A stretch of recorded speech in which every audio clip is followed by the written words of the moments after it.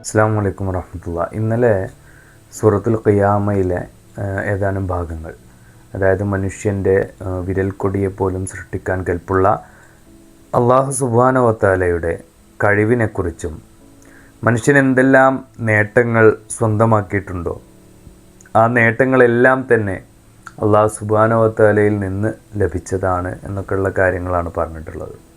ഖുർആൻ പറഞ്ഞിട്ടുള്ള ഏറ്റവും പ്രധാനപ്പെട്ട കാര്യമാണ്, അല്ലെങ്കിൽ ഖുർആനിലൂടെ അള്ളാഹു സുബ്ഹാനഹു വ തആല പറഞ്ഞിട്ടുള്ള ഏറ്റവും പ്രധാനപ്പെട്ട ഒരു കാര്യമാണ് ചിന്തിക്കുന്നവർക്ക് ദൃഷ്ടാന്തമുണ്ട് എന്നുള്ളത്. ചിന്തിക്കുന്നവർക്ക് മാത്രമേ ദൃഷ്ടാന്തം കിട്ടുകയുള്ളൂ.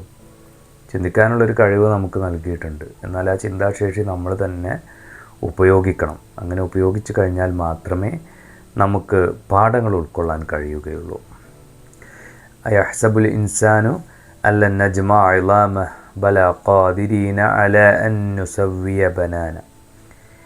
ഇനി അതിനുശേഷം യസ്അലു അയ്യാന യൗമുൽ ഖിയാമ ഫഇദാ ബരിഖൽ ബസർ വഖസഫൽ ഖമർ വജുമിഅ അശംസു വൽ ഖമർ യഖൂലുൽ ഇൻസാനു യൗമഇദിൻ ഐനൽ മഫർ. എന്തൊക്കെ സംഭവിച്ചു കഴിഞ്ഞാലും, എത്രയൊക്കെ ഇത്തരം ഉത്ബോധനങ്ങൾ കിട്ടിക്കഴിഞ്ഞാലും ചില മനുഷ്യർ പിന്നെയും പറയും, എന്നാണ് ഖിയാമത്ത് നാൾ വരിക? ഖിയാമത്ത് നാൾ വരുന്നവരെ സമയമുണ്ടല്ലോ, അല്ലെങ്കിൽ അതെന്നാ, അതിൻ്റെ എക്സാക്റ്റ് ടൈം പറയാൻ കഴിയുമോ എന്നൊക്കെയുള്ള രീതിയിൽ സംസാരിക്കുന്ന ആളുകൾ. അത്തരം ആളുകൾക്ക് പിന്നെ ഖിയാമത്ത് നാളിനെ കുറിച്ച് പറയുകയാണ്. ആ സമയത്ത് കാഴ്ചകൾ കെട്ടുപോകുന്നു.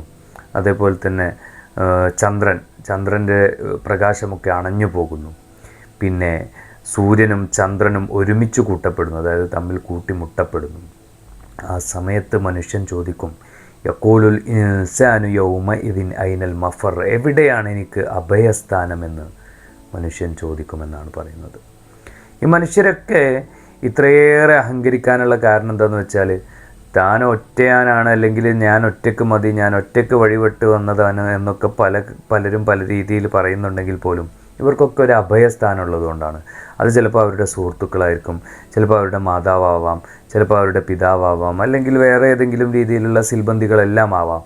ഇങ്ങനെ ചിലരൊക്കെ കൂടെ ഉള്ളത് കൊണ്ടാണ്, അവരൊക്കെ അഭയമായുള്ളത് കൊണ്ടാണ് മനുഷ്യൻ ഇങ്ങനെ അഹങ്കരിക്കുന്നത്.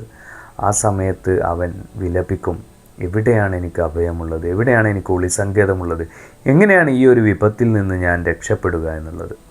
എന്നാൽ ഒരിക്കലും അവന് അതിൽ നിന്ന് രക്ഷപ്പെടാൻ കഴിയില്ല എന്നുള്ള രീതിയിലാണ് തുടർന്നുള്ള ആയത്തുകളൊക്കെ വരുന്നത്. പക്ഷേ അത് വളരെ പ്രധാനമായിട്ട് നമ്മൾ പഠിക്കേണ്ട ഒരു സൂറത്താണ് സൂറത്തുൽ ഖിയാമ. അപ്പോൾ ഇത്രയും കാര്യങ്ങളാണ് ഇന്ന് പറയുന്നത്.